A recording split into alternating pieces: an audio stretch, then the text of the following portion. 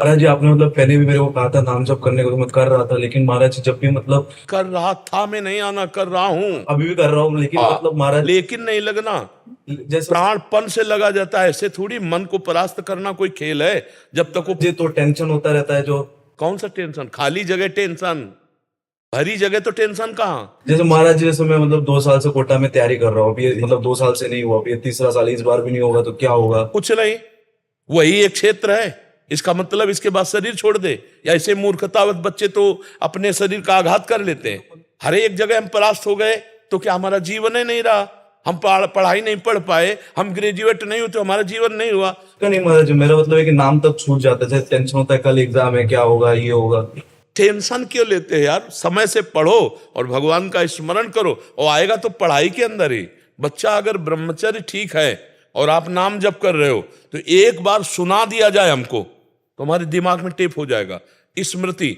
ब्रह्मचर्य में वो पवित्र स्थिति है। तभी तो हम कह रहे हैं आज के जो बच्चे हैं ना, ब्रह्मचर्य का नाश करते हैं, स्मृतिहीन हो रहे हैं। अब डर लगता है परीक्षा से, ऐसे फेल हम कैसे हो जाएंगे?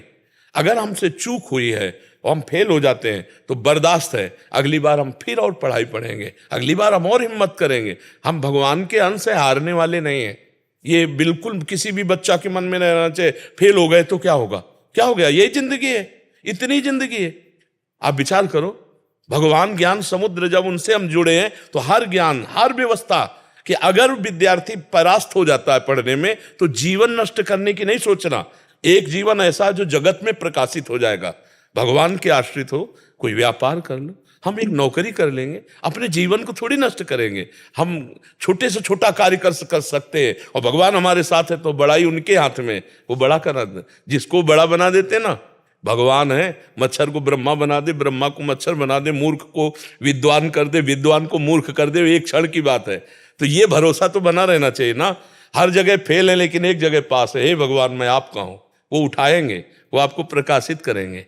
बिल्कुल परास्त होने की बात नहीं है। दिमाग में प्रसन्नता रखो, जो होगा मंगलमय होगा। भगवान मंगल भवन है, मैं उनकी शरण में हूं, अब हमारा अमंगल नहीं हो सकता। समझ रहे ना? टेंशन किस बात की? टेंशन के टेंशन बन जाओ तो भगवान के दास हो यार। जैसे श्री जी को भी रोज बोलता रहता हूँ, मतलब इस बार हो, क्या मतलब इस बार मतलब पास हो जाओ 2 साल से। नहीं, ये भी हम नहीं कहते, ये भी हम नहीं कहते। फिर टेंशन की टेंशन नहीं बनोगे, फिर टेंशन बन जाएगी तुम्हें। है ना? नहीं, पढ़ाई पढ़ रहा हूं, नाम जप कर रहा हूं, तुम्हारी गरज हो तो पास कर देना, तुम्हारी गरज हो तो पास कर देना। नहीं, जहां रखोगे जैसे रहोगे वैसे रहूंगा, और आपको पुकारता रहूंगा, आपका स्मरण करता रहूंगा, माया पर विजय प्राप्त हो जाएगी। अपने करने से कितना मुड़ पाएंगे, और वो जब गोद में लेके उड़ेंगे तो बहुत ऊंचाई पे चढ़ जाएंगे। इस पर ध्यान रखना। अपने भगवान के भरोसे उन्नति ही उन्नति। बड़ा प्रसंग, बड़ा उदाहरण युक्त है। एक राजा केरल के थे, उनका नाम धर्मात्मा था, धर्म के पूर्ण रक्षक। अन्य 4-5 राजाओं ने मिलकर चढ़ाई कर दी और उनको पता नहीं था। धार्मिक राजा थे, उनको पता नहीं था। और उनके संतान हुई थी, उस संतान का नाम रखा गया था चंद्रहास। पूरे राज्य में आनंद छाया हुआ था, आक्रमण चारों तरफ से हो गया, और भगवान का भजन करने वाले थे। अब पराजित तो होना ही पड़ेगा, क्योंकि चारों तरफ से बैरी राजा हैं, और पहले से सूचना होती तो तैयारी होती। अचानक आक्रमण, मारे गए, वो राजा मारे गए। अब रानी ने देखा कि पूरे महल पर आक्रमणकारी आ गए, तो दासी से पैर पकड़ा और कहा तू ही बचा सकती मेरे बेटे को, भगवान तुझे सामर्थ्य दे। और महल में काट मार मचाए हुए थे, कोई भी वंश का नहीं बचना चाहिए। दासी ने बहुत प्रवीणता की और टोकरी में, जिसमें दोना पत्तल डाले जाते हैं, ऐसे डालकर नीचे बालक चंद्रहास, और निकली। तो सैनिकों का क्या है, तो ऊपर से ऐसे दिखाया कि दोना पत्तल है। उनका निकलने दो, ये तो दासी है, राज परिवार का कोई नहीं बचना चाहिए। सब रानी, सब पूरा परिवार मार डाला। वो भाग करके दूसरे राज्य में पहुंची। बहुत प्रवीण थी, दासियां बहुत प्रवीण होती हैं। तो धृष्ट बुद्धि नाम के जो उस राज्य के मंत्री थे, उनकी शरण में गई, उसको राजकुमार बचाना था। तो उसने स्पष्ट कहा मैं केरल के राजा की दासी हूं और ये मेरा पुत्र है, मैं हर कार्य में प्रवीण हूं, आप चाहे जिस दास्ता में रख लें, उस मेरे राज्य में सब विध्वंस हो गया। ये नहीं बताया कि राजकुमार है, मेरा पुत्र है और मैं इसकी रक्षा करना चाहती हूं आपकी शरण में रहकर। उन्होंने कुछ परीक्षाएं ली तो दासी कला में तो प्रवीण थी, उसे दासी बना के रख लिया और वो बालक राजमंत्री के घर में। भगवान जिसकी रक्षा करते हैं, ध्यान से सुनते रहो, भगवान किस हालत में पहुंचा दिया कि बिल्कुल मिटिया मिट। अब देखो उनकी उन्नति। अब एक दिन दृष्ट बुद्धि की पुत्री थी, उसका नाम था विषया।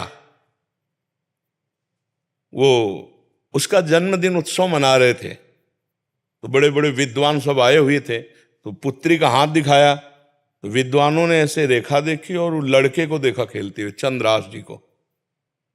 तो उनका इसका पति तो ये होगा।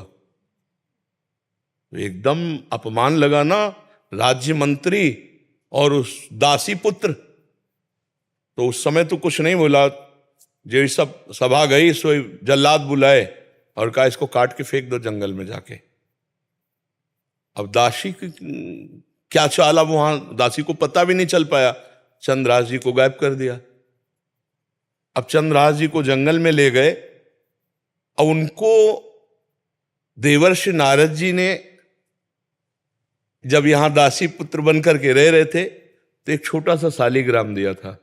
कहा था मुख में रखे रहना, चरणामृत पान करते रहना और कृष्ण कृष्ण कृष्ण ऐसा बोलते रहना। जो भगवान का भजन करने वाले पिता थे, उसी के प्रभाव से देवर्षि नारद जी ने चंद्रास जी को नाम का उपदेश किया। जब वो जल्लाद जंगल में ले गए, बोले बेटा तुम्हें पता हम क्यों लाए? तो उनका हमें तो पता नहीं। तो उनका तुम्हें मारने लाए हैं, मंत्री का आदेश है। तो उनका हमने कोई गलती की है क्या? तो उनका नहीं, उनका आदेश है और हम जल्लाद हैं, हमारे दया है नहीं। पर तुम्हें देखकर ऐसा लगता है कि क्यों मारूं, पर तुम्हें छोड़ दूंगा तो हमारी नौकरी चली जाएगी, हमें फांसी में चढ़ा देंगे। मैं मारूंगा नहीं तुम्हें। उन्होंने देखा तो 6 अंगुली थी, 1 अंगुली काट ली और कहा ये राजा को दिखाऊंगा जाके कि तुम्हारा वध कर दिया, पर तुम यहां से भाग जाओ। तो काटने से खून निकला, वो वहीं मूर्छित होके गिर गए। कृष्ण कृष्ण कृष्ण कृष्ण कृष्ण, और वो जल्लाद वापस अंगुली दिखाए कि मैं उनको मार डाला हूं। हुमा नाम का एक पंक्षी होता है पहाड़ में, वो परम पवित्र, अगर अपने पंख कर ले तो राजलक्ष्मी उसके चरणों में आ जाए। वो आकर के बैठ गया चंद्रास जी के ऊपर। हुमा नाम का पंक्षी ये पहाड़ों में होता है, भगवत प्रदत्त किसी भाग्यशाली के ऊपर उसका। अब वो अपनी छाया में उनका वो मूर्छित बेहोश, कोई जंगली पशु ने अटैक नहीं किया चंद्रास जी पर। इतने में चंदनवती नाम के राज्य का छोटा राजा, दृष्ट बुद्धि जो बादशाह के मंत्री थे, उनके यहां वो कर देने जा रहा था। तो उसने बहुत आराधना की थी लेकिन पुत्र नहीं हुआ था। तो रास्ते में दृष्टि गई कि हुमा नाम का पंक्षी किसको घेरे हुए। तो जब गए तो देखा चंद्रास जी सुंदर राजकुमार और अंगुली कटी हुई, तुरंत पट्टी बांधी और लेकर के वापस चले गए। वहां नहीं गए कर देने, बड़ा उल्लास मनाया कि भगवान ने तो, हमने इतनी आराधना की, हमारे पुत्र नहीं हुआ लेकिन भगवान ने पुत्र दिया, मैं इसे राजकुमार पदवी देता हूं। छोटा राजा अपने राज्य का राजकुमार बना करके पालन पोषण किया और 10 वर्ष हो गए। वो कर देने नहीं गया बादशाह के यहां। तो बादशाह ने दृष्ट बुद्धि से कहा चंदनवती नगर का राजा कर देने नहीं आया, जाओ यदि वहां सम्मान पूर्वक कर दे तो ठीक है, नहीं उनका विनाश कर दो। मंत्री पूरे परिकर सहित आक्रमण किया। तो चंदनवती राजा का ऐसा वैभव था कि जब से चंद्रास जी उनके यहां राजकुमार बने, उनको डर ही नहीं था, क्योंकि चंद्रास जी भगवान का भजन करने वाले। तो दृष्ट बुद्धि नजदीक आया और कहा कर दे दो, नहीं तो युद्ध करो। तो उनका वैसे युद्ध की जरूरत नहीं, पर हम तुम्हें कर नहीं देंगे, हम समर्थ राजा है। चंद्रास जी ने इशारा किया कि विरोध नहीं। चंद्रास जी ने कहा कि हम स्वयं कर देने के लिए तैयार हैं, आप शांत रहिए। उसकी दृष्टि में दृष्टि मिली तो उसने, ये वही बालक है, क्योंकि नेत्र इसके वही हैं जो उनके घर में रहा था दासी पुत्र बल करके। तो चंदनवती के नरेश से कहा कि तुमने इस बालक को कहां पाया? तो उन्होंने पूरी बात सुनाई। तो उन्होंने कहा अरे फिर तो जो प्रारब्ध है वो होके रहेगा, ये मेरी बेटी का दूल्हा, अरे इसको मैं दूल्हा नहीं बनने दूंगा। उसने कहा मैं कर माफ करता हूं, केवल तुम एक बार बादशाह के सामने जाओ, पहले तुम नगर में जाओगे हमारे घर, वहां तुम्हारा स्वागत होगा और इसके बाद तुम बादशाह के पास जाओगे। का स्वीकार है। राजा को मना लिया चंदनवती नरेश को कि महाराज आप चिंता मत कीजिए। और पहले था कि अगर पत्र लिख दिया जाए तो जिसके लिए लिखा जाता था, धर्म कहता था बीच में खोल के नहीं पढ़ना, उन्हीं के वध के लिए उन्हीं को पत्र लिखा। और उनके जो बेटे थे उनको लिखा कि बेटा ये पुरुष जिसको मैं भेज रहा हूं, जाते ही विष दे दिया जाए, जाते ही भोजन में विष, हलाहल तुरंत मर जाना चाहिए। तो उन्होंने ऐसे खोस लिया मुकुट के साइड में और गए।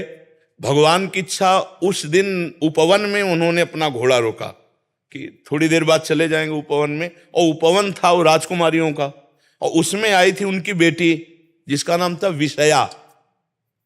खेल खेल में देखा कि कोई राजकुमार ऐसे विश्राम कर रहा है मेरे राज्य में। नजदीक गई, चिट्ठी देखी, चिट्ठी निकाली, खोली, लिखा था कि जाते ही विषया विष दे देना, जाते ही विष दे देना। तो पिताजी की बुद्धि खराब हो गई, इतना सुंदर राजकुमार इसको विष दे देंगी।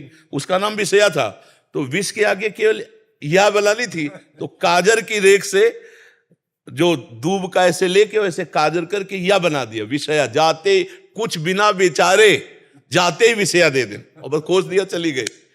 देखो भगवान का विधान। अब वो जब जगे तो वहां गए, तो जो दृष्ट बुद्धि का पुत्र था, बड़ा धर्मात्मा था, उसने आदर सत्कार, उनका पिताजी ने आपके पत्र दिया। जो पत्र देखा तो उन्होंने कहा पंडितों को बुलाओ, तुरंत ब्याह करो। पिताजी का आदेश, जाते ही विषया दे देना। अब बेटी से ब्याह हो गया, 2-4 दिन हुए, कोई सूचना नहीं पहुंची। तो दृष्ट बुद्धि ने कहा मामला क्या है। वो जब लौट के आए तो बड़ा पूरा नगर सजा था, उत्सव हुआ। उनका क्या उत्सव? बोले आपकी बेटी का ब्याह हो गया। किससे? बोले आपने राजकुमार भेजा था। अब उनको समझ में आया कि प्रारब्ध इतना बलवान होता है। जब घर के अंदर गए तो देखा बेटी, और तो उसने कहा तुम्हें जिंदा तो नहीं रहने दूंगा। मन में सोचा चाहे बेटी भी दवा रहे। 4 जल्लादों को बुलाया और कहा देवी के मंदिर में जाओ। और उसे कहा बेटा अब तो दामाद हो गए हो तुम, पहला पूजन हमारे यहाँ देवी का होता है, अकेले जाया जाता है। उनको भय तो था नहीं, भगवान के तो भक्त थे। बोले आप पूजन करके आओ, बहुत प्रसन्नता हुई कि आप जैसा दामाद। और अंदर से जल रहा था, और उधर 4 जल्लाद लगा दिए देवी के मंदिर में। अभी अकेले देवी के मंदिर में, और इधर जो बादशाह था, बादशाह से पंडित लोग विचार के कह रहे हैं कि इस समय यदि आप राजगद्दी पर बैठेंगे तो अकाल पड़ जाएगा, आपका विनाश हो जाएगा। इस समय कोई दूसरा तत्कालीन राजा होना चाहिए, कुछ क्षण के लिए ही चाहे। तो उनका कौन हो सकता है? तो वहां दृष्ट बुद्धि के जो बेटे थे वो वहां किसी कार्य से, उन्होंने कहा हमारे जीजा ऐसे हैं, बड़े तेजस्वी प्रतापवान, आप देखेंगे तो उनका इसी समय लाओ। तो वो दौड़े, पूछा कि कहाँ है? बोले देवी पूजन करने गए, बाहर से ही पता चला। वो दौड़ के गए और बोले देवी पूजा हम कर लेंगे, तुम जाओ, बादशाह बुला रहा है। अब ये जो मंदिर पहुंचे सो काट के फेंक दिए गए, और वो बादशाह के पास गए। बादशाह ने तत्काल ताज रख दिया। दृष्ट बुद्धि को बुलाया कि नए राजा के स्वागत के लिए आप आइए। अब वो तो बादशाह है, सामने जो ही पहुंचे तो दृष्ट बुद्धि कांप गए। इशारे से पूछा कि हमारे पुत्र कहाँ हैं? बोले देवी पूजन। अरे बोले वो तो मार डाला गया होगा, पता लगा तो मार डाला गया। तब वो जाको राखे साइया मार सके न कोई, बादशाह बना ना। अगर भगवान रक्षक, भगवान जिताने वाले तो कोई परास्त नहीं कर सकता। हर विधान उल्टा होता चला जाता है। और अगर भगवान से विमुख हो तो चाहे जितनी उन्नति हो उसका परिणाम कुछ नहीं होगा, या हम मर जाएंगे, सब छूट जाएगा।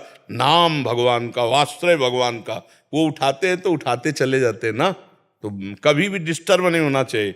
ये बात कभी नहीं लानी चाहिए कि मैं शरीर छोड़ दूं किसी भी विषय में, हार जाए या किसानी में कोई व्यवधान या पढ़ाई में। अरे हम फिर जीतेंगे यार, संघर्ष ही जीवन है। उसके लिए थोड़ी है कि जीवन ही नष्ट कर दो। तो जीवन नष्ट करने के बाद वहां कोई विश्राम स्थल थोड़ी बना है, फिर भेज दिए जाएंगे नीची योनियों में। क्या क्या कष्ट होता है। आप देखो ना, ये मुर्गा मुर्गी बकरा बकरा जीवात्मा तो लोग कैसे जिंदा भूंज रहे हैं। कितना दया खत्म हो चुकी है, जिंदा भूंज रहे हैं, खा रहे हैं, शरीर बढ़ा रहे हैं, मरेंगे, नरक जाएंगे। तो हमें कोई मनुष्य जन्म मिला है, अब इतना भजन कर लेना है कि इससे नीचे न गिरे। अगर चांस मिले तो पुनः मनुष्य बने और धर्म पूर्वक अपने राष्ट्र की सेवा करें, समाज की सेवा करें, भगवान का भजन करके जीवन पवित्र बनावें।